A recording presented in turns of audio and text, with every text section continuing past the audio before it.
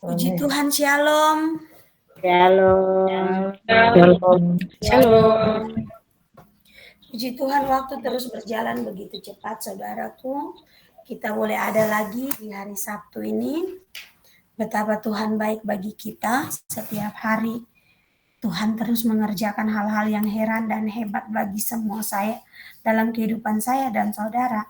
Dan saya percaya hal-hal yang hebat dan besar itu akan terus dikerjakan setiap hari dalam kehidupan kita. Saya tidak tahu siapa yang sementara menanti mujizat Tuhan yang besar, tetapi itu pesan Tuhan yang tadi disampaikan oleh Tuhan.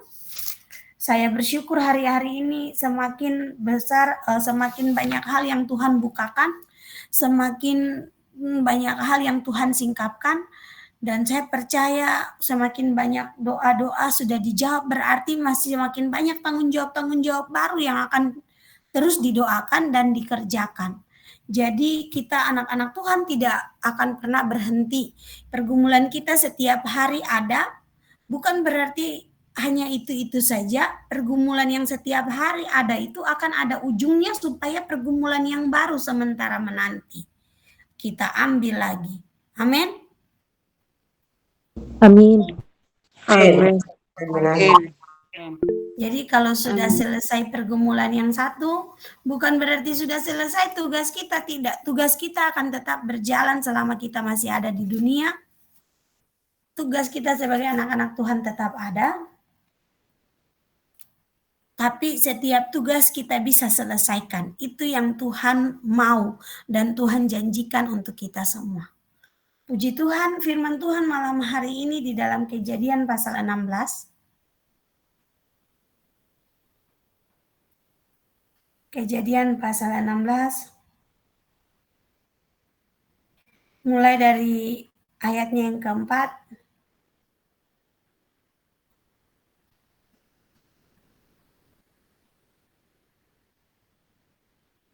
Sampai dengan ayatnya yang ke-10.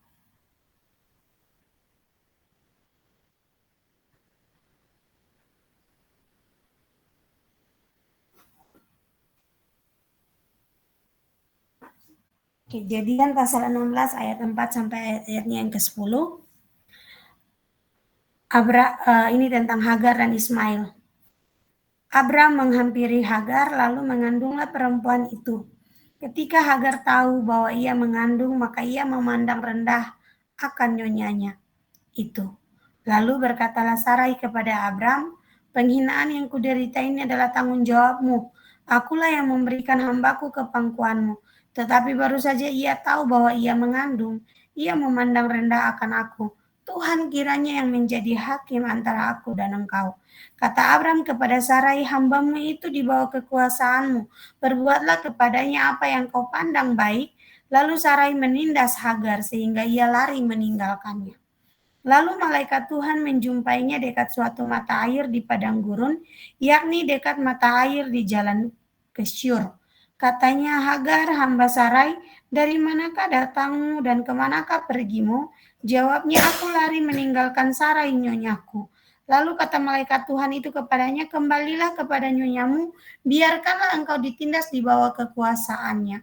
Lagi kata malaikat Tuhan itu kepadanya, aku akan membuat sangat banyak keturunanmu sehingga tidak dapat dihitung karena banyaknya.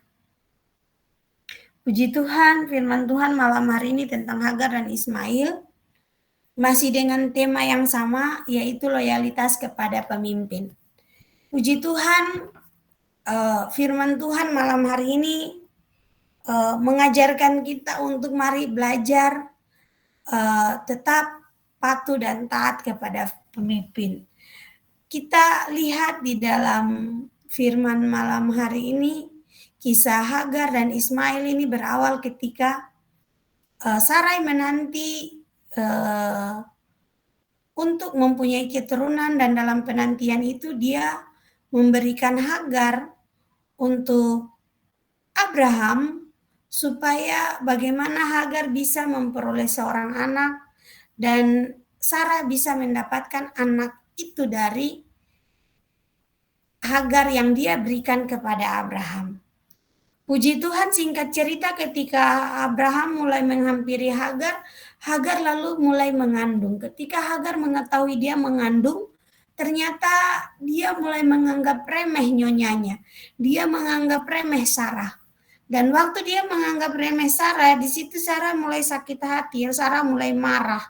Lalu Sarah tidak lampiaskan amarah itu kepada Hagar saja, tetapi Sarah juga bilang buat Abraham, ini saya sudah sangat menderita, saya dihina, dan penghinaan ini adalah tanggung jawab Abraham.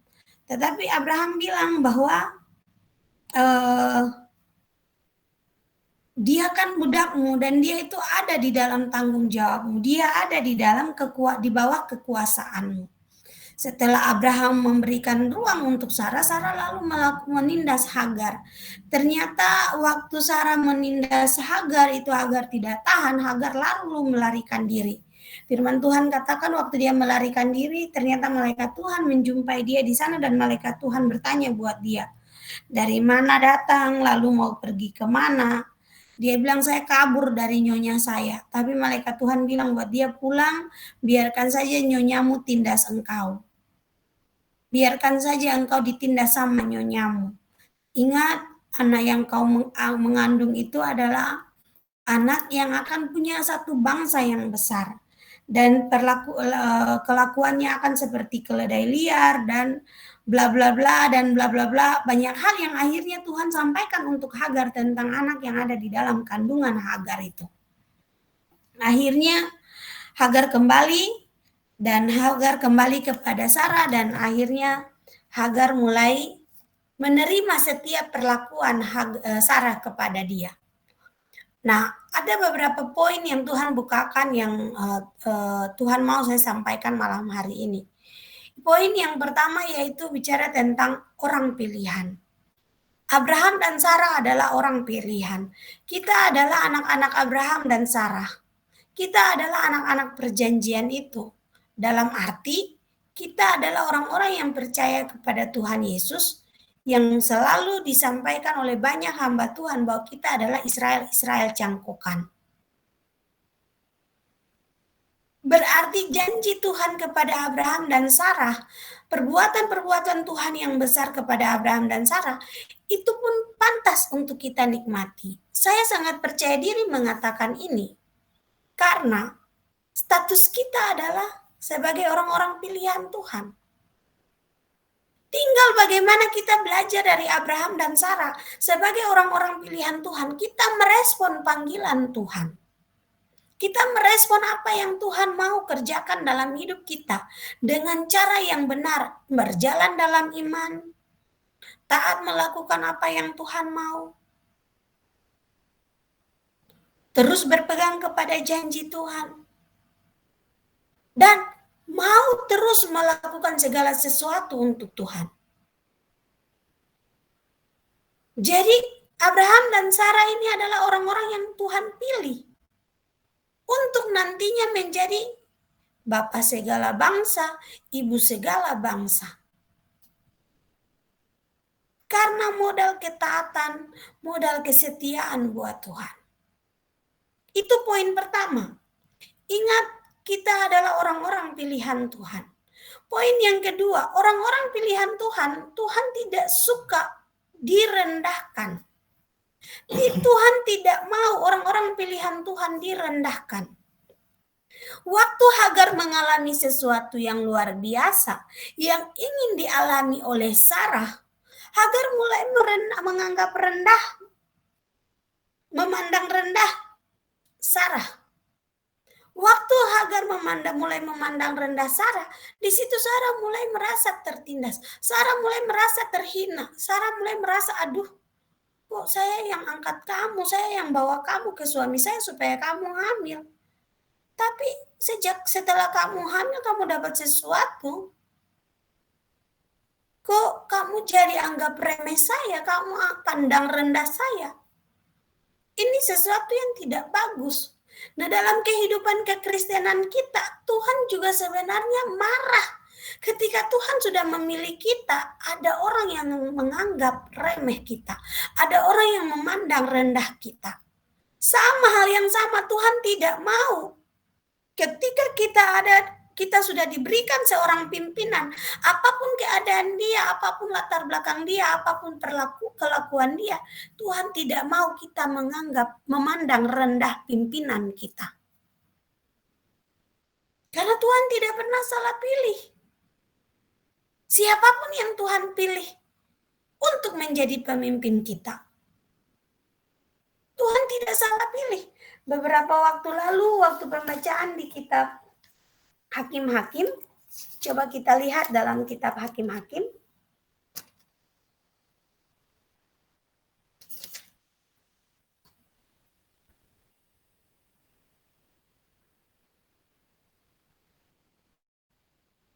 Hakim pasal 3 ayatnya yang kedua. Minta tolong satu orang baca Hakim-Hakim pasal 3 ayatnya yang kedua. Ayat 1 dan 2. Hakim-Hakim pasal 3 ayat 1 dan 2. Demikianlah firman Tuhan, bangsa-bangsa asli yang dibiarkan tinggal di Kanaan. Inilah bangsa-bangsa yang dibiarkan Tuhan tinggal untuk mencobai orang Israel itu dengan perantaraan mereka, yakni semua orang Israel yang tidak mengenal perang Kanaan. Maksudnya hanyalah supaya keturunan-keturunan orang Israel yang tidak mengenal perang yang sudah dilatih berperang oleh Tuhan. Amin. Amin. Waktu sesudah Yosua mati, lalu bangsa Israel mulai hidup. Perjalanan kehidupan bangsa Israel mulai hidup seperti biasa. Akhirnya sampai kepada satu generasi yang hanya mendengarkan cerita, tetapi tidak mengalami. Di situ Tuhan tidak lepas tangan. Tuhan pun mulai pimpin bangsa Israel. Di tengah-tengah ketidakadanya pemimpin mereka, mulai ketidakadanya pemimpin mereka di tengah-tengah mereka, Tuhan tidak membiarkan mereka sendiri. Tuhan tetap memimpin, tapi cara Tuhan pimpin itu beda. Tuhan biarkan bangsa-bangsa asli yang ada di tengah-tengah bangsa Israel itu untuk mencobai bangsa Israel. Tujuan Tuhan apa? Melatih bangsa Israel berperang.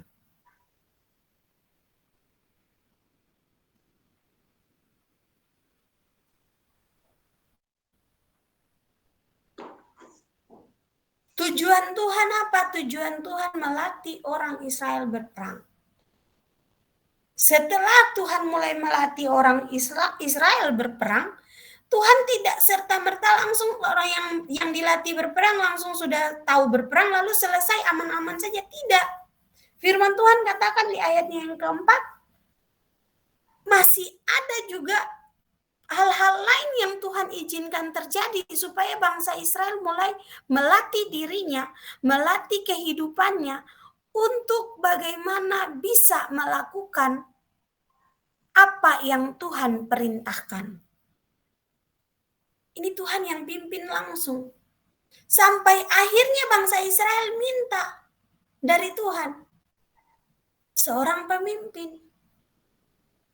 Waktu berseru kepada Tuhan, Tuhan mulai percayakan pemimpin yang pertama, seorang hakim yang pertama, yaitu Otniel, yang ada di tengah-tengah bangsa Israel. Dalam kehidupan kekristenan kita, Tuhan ingin kita bertumbuh, Tuhan ingin kita mengerjakan hal-hal yang luar biasa, tapi Tuhan tidak mau kita berjalan hanya seperti orang yang tidak punya arah. Tetap dalam pimpinan Tuhan, dan Tuhan kirim pemimpin-pemimpin yang tepat. Tuhan kirim pemimpin-pemimpin yang tepat. Kalau Tuhan sudah kirim pemimpin-pemimpin yang tepat, berarti Tuhan tidak salah. Tuhan tidak salah untuk menempatkan pemimpin-pemimpin yang tepat itu ada di tengah-tengah kita. Loh, tuh kok Tuhan bawa saya pemimpin yang seperti ini? Pemimpin yang seperti ini, saya sampai Tadi malam saya menyadari kenapa Tuhan kasih tema ini buat kita. Banyak yang mengeluh tentang kepemimpinannya di kantor. Banyak yang sharing sama saya, Dukan Ali, bos kami parah, bos kami begini. Mari semua kita belajar loyal. Ini Tuhan lagi melatih kita berperang. Tuhan lagi melatih kita untuk bagaimana kita ada di bawah kekuasaan kepemimpinan yang tidak takut akan Tuhan. Belajar dari Daniel, status dia hanya seorang budak. Tetapi seorang budak itulah yang bisa memenangkan seluruh Persia. Kenapa? Karena budak menurut Nebukadnezar berbeda dengan orang yang sudah dipilih Tuhan. Makanya Tuhan tidak mau ada seorang pun yang menganggap rendah, ada seorang pun yang memandang remeh, memandang rendah orang-orang pilihan Tuhan. Anak-anak Tuhan juga yang sudah dipilih Tuhan, kalau sudah tahu statusmu, jangan memandang rendah, jangan menganggap remeh siapapun yang Tuhan percayakan untuk menjadi pemimpinmu. Amin. Amin. Amin. Makanya Tuhan bilang buat Hagar, Amin. kembali supaya nyonyamu itu menindas engkau. Kok Tuhan jahat banget ya? Masa Hagar kabur karena dia tidak tahan.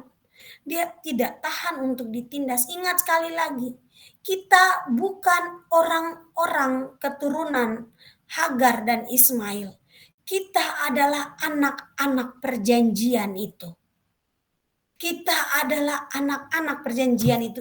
Kalau baca di kitab Roma, di sana sangat jelas dikatakan di sana kita bukan keturunan anak yang bukan perjanjian. Ketika Hagar sudah mulai melahirkan Ismail, ketika Ismail mulai tumbuh besar, Tuhan bilang sunat dia. Waktu Ismail mulai tumbuh besar, lalu dia dalam pertumbuhannya ternyata Sarah di masa tuanya juga hamil, dan akhirnya Ishak lahir. Tuhan bilang Sarah bilang buat Abraham, usir Hagar, usir Ismail dari sini. Abraham tidak mau ikut apa yang Sarah bilang, tapi Tuhan membela Sarah. Apa yang Sarah bilang itu benar. Lakukan. Kalau saya dan saudara adalah orang-orang pilihan Tuhan, apapun keputusan yang kita buat, Tuhan ada di belakang kita. Amin. Apapun keputusan yang kita buat, Tuhan ada di belakang kita. Apapun yang kita kerjakan, Tuhan ada bersama-sama dengan kita. Jadi mari jangan memandang remeh, jangan memandang rendah, jangan menganggap remeh setiap orang yang Tuhan percayakan menjadi pemimpin kita. Karena kita tahu status kita adalah anak-anak Tuhan. Status kita adalah orang-orang pilihan Tuhan. Poin yang ketiga dari firman Tuhan saat teduh malam hari ini, yang kita pelajari dari firman ini. Poin yang ketiga, Tuhan suruh Hagar kembali kepada Sarah. Malaikat Tuhan bilang, kembalilah kepada nyonyamu, biarkanlah engkau ditindas di bawah kekuasaannya.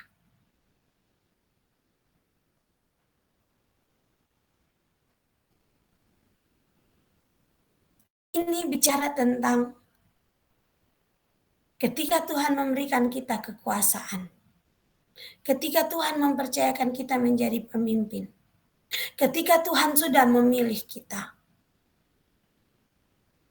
tidak ada seorang pun yang bisa mengangkat wajahnya, mengangkat tangannya untuk melawan kita. Karena ketika mereka memandang kita, melawan kita, mengangkat tangannya melawan kita, dia tidak melawan kita, tetapi dia melawan Allah. Semalam saya bersyukur sama Tuhan. Saya pulang dari acara kantor, kegiatan kantor, sampai di rumah saya bersyukur. Saya nangis sama Tuhan. Begitu banyak beban-beban doa sudah terselesaikan. Begitu banyak pergumulan dijawab Tuhan. Dalam perjalanan pergumulan, tiba-tiba beberapa pergumulan Tuhan bilang, hari ini kamu tidak boleh doakan ini lagi. Saya nangis sama Tuhan. Kenapa Tuhan? Banyak sudah Tuhan jawab. Tapi beberapa poin-poin doa ini Tuhan bilang tidak boleh didoakan lagi. Dan semalam puji Tuhan akhirnya Tuhan jawab.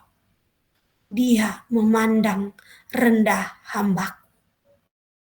Dia menganggap remeh anakku. Dan kalaupun pada akhirnya dia ada di sini, dia tidak akan menindas kalian. Tetapi kalaupun dia menindas kalian, tanganku akan kuancungkan kepadanya. Warning begitu besar Tuhan berikan buat saya. Warning begitu besar Tuhan berikan buat saya.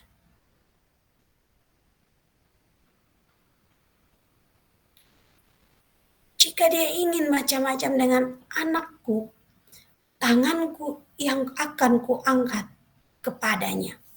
Saya terdiam dan saya bilang sama Tuhan, siap Tuhan. Terserah apa yang Tuhan mau buat. Terserah apa yang Tuhan mau kerjakan. Ajar kami Tuhan, supaya kami tetap indah di bawah kaki Tuhan. Kami tetap setia kepada Tuhan. Kami tetap mengerjakan apa yang Tuhan ajarkan kepada kami. Begitu kuat berapa hari Tuhan ingatkan saya beberapa pokok doa yang harus saya hapus dan tidak boleh lagi saya doakan. Saya bilang sama Tuhan terima kasih. Ternyata setelah saya hapus beberapa pokok doa itu, pokok doa yang lain datang lagi. Ini yang harus didoakan, ini yang harus didoakan. Saya senyum-senyum sama Tuhan. Tuhan, puji Tuhan, sudah 35 hari ada di dalam pergumulan. Perjalanan 35 hari ada dalam pergumulan. Banyak mujizat yang terjadi. Banyak hal-hal dahsyat yang Tuhan kerjakan. Bahkan Tuhan semakin mempertajam pendengaran. Tuhan semakin menunjukkan apa yang harus dikerjakan di depan sana. Semuanya itu seperti nyata dalam hidup saya. Dan saya bersyukur saudara. Ketika disingkapkan Tuhan, rahasia-rahasia hal-hal yang besar, hal-hal yang baru. Itu berarti Tuhan yang memimpin. Itu bukti nyata. Setiap langkah ada dalam pimpinan Tuhan. Saya lupa siapa yang hubungi saya dan bilang, Kan Ali, saya bersyukur Tuhan bawa saya ada di Mutiara Kasih Karunia. Banyak hal, hampir setiap malam, apa yang saya tanyakan dijawab Tuhan melalui saat teduh. Apa yang setiap saat saya bilang sama Tuhan, Tuhan begini, bagaimana?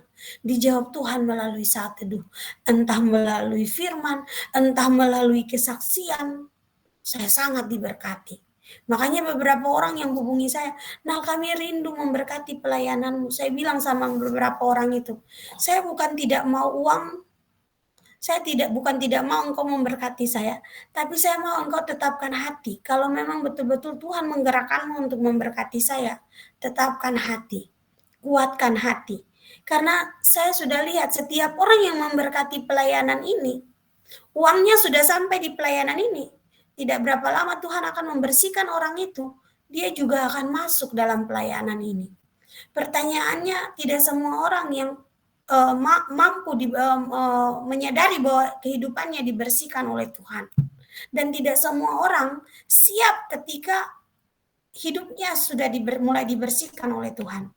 Saya bilang buat beberapa orang begitu, mereka langsung diam. Begitu ya Nalia?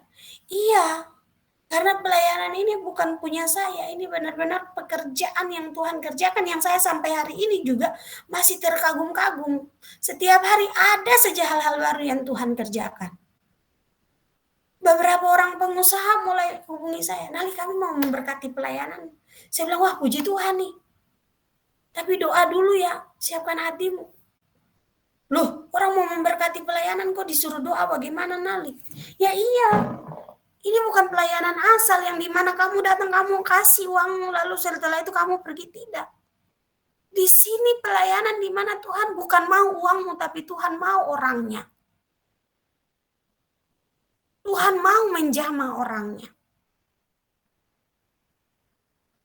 Mereka bilang, ya sudah tidak apa-apa Nali.